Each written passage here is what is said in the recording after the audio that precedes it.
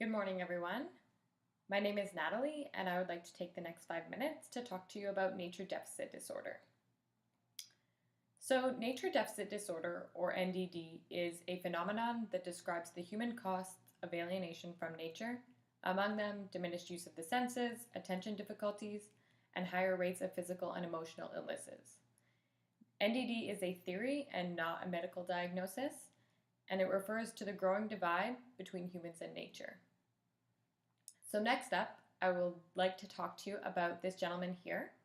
His name is Richard Louv. He is a journalist and an author, and he coined the phrase nature deficit disorder after writing his book, The Last Child in the Woods. He specializes in connecting children, adults, and communities to nature. In terms of the causes of NDD, one of the primary causes of NDD is the migration of populations from rural areas to urban centers. As this trend progresses, fewer people live in close proximity to natural areas.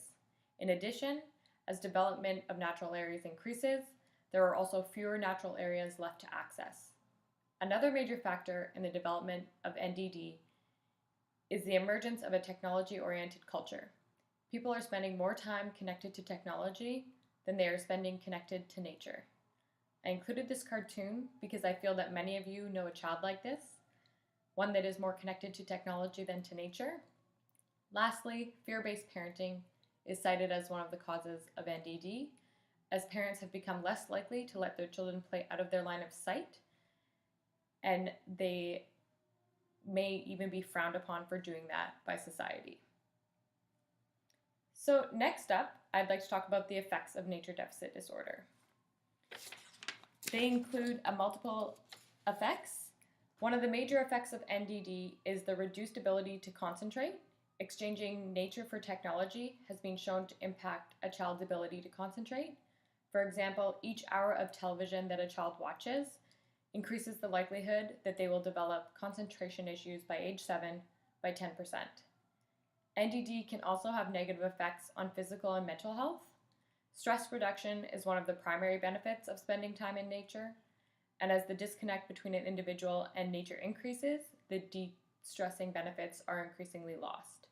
In terms of physical health, activities in nature are often coupled with physical activity, and a reduction in nature-based activities will result in the loss of the related physical benefits. In non-natural environments, senses are often overwhelmed, or in the case of technology use such as computers or iPads, they are often limited to just 2 senses of sight and sound. NDD can also reduce the imagination. For example, having an iPad game that is very structured will reduce the imaginative ability of a child. They won't be able to use it.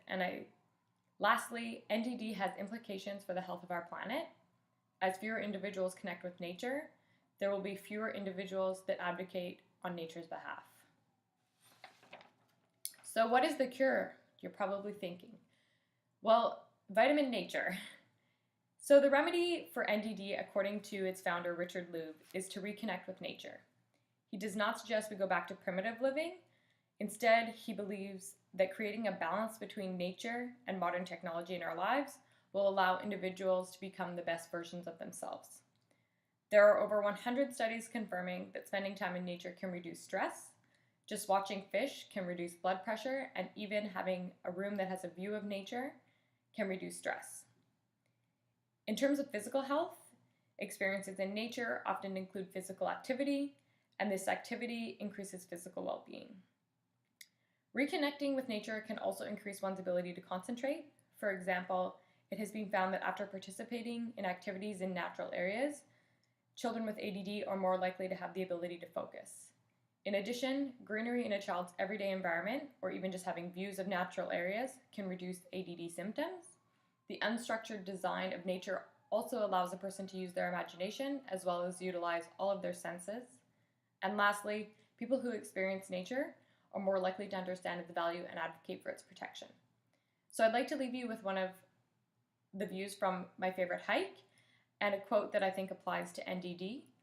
Thousands of tired, nerve-shaken, over-civilized people are beginning to find out that going to the mountains is going home, that wildness is a necessity, and that mountain parks and reservations are useful not only as fountains of timber and irrigating rivers, but as fountains of life.